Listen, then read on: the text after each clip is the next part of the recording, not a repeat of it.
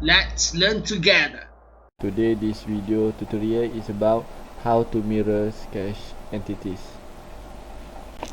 Okay, as you can see this here, the message: select entities to mirror and sketch line, linear model edge, plane and planar face to mirror about. Okay, let's proceed to the one example.